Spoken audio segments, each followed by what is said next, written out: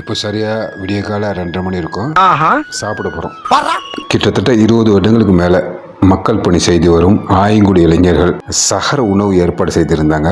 அந்த சகர உணவு சாப்பிட தான் கிளம்பிட்டோம். முழு ஆயங்குடி மக்களுக்கும் சகர சாப்பாடு செய்கிறாங்க. இந்த வருஷம் பெண்களும் வந்து சாப்பிட்ற மாதிரி இடவசதியெல்லாம் செஞ்சுருந்தாங்க. ரொம்ப சிறப்பாக இருந்துச்சு. பேசிகிட்டே இருந்தால் சாப்பாடு போயிடும். பந்திக்கு முந்திக்கோ படைக்கு பிந்திக்கோன்னு ஒரு பழமொழி கூட இருக்கு.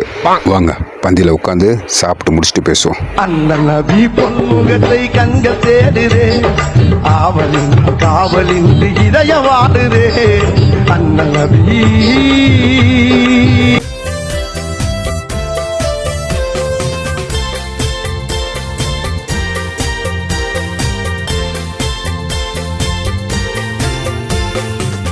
அம்மாடி செல்ல குட்டி வயசு 7 ஆன பின்னே அல்லாவுக்காக நீயும் நோன்பு வைக்க வேணும் கண்ணே. அம்மாடி செல்ல குட்டி வயசு 7 ஆன பின்னே அல்லாவுக்காக நீயும் நோன்பு வைக்க வேணும் கண்ணே. நோன்பு வச்ச பின்னாலே ஒன்னும் தின்ன கூடாது. தாகம் வந்தா தண்ணீரை குடிப்பதும் ஆகாது. தண்ணி கூட குடிக்கலனா டயர்ட் ஆயிடுமே. பசி எடுத்தா பொறுத்துக்கணும், படைச்சவனே நினைச்சிக்கணும். சாப்பிட்டாச்சு. சாப்பாடு சிறப்பாக இருந்துச்சு. நாங்கள் சாப்பிட்டு முடிச்சு சில நிமிஷத்தில் வந்து மழை, சரியான மழை.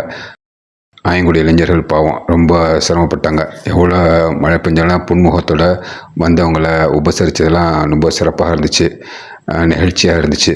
இந்த நல்ல உள்ளங்களுக்கு இறைவன் நற்கூலியை வழங்க வேண்டும் என்று இறைவனை வேண்டி விடைபெறுகிறேன். உருள வேண்டும் போலிருக்கிறேன்.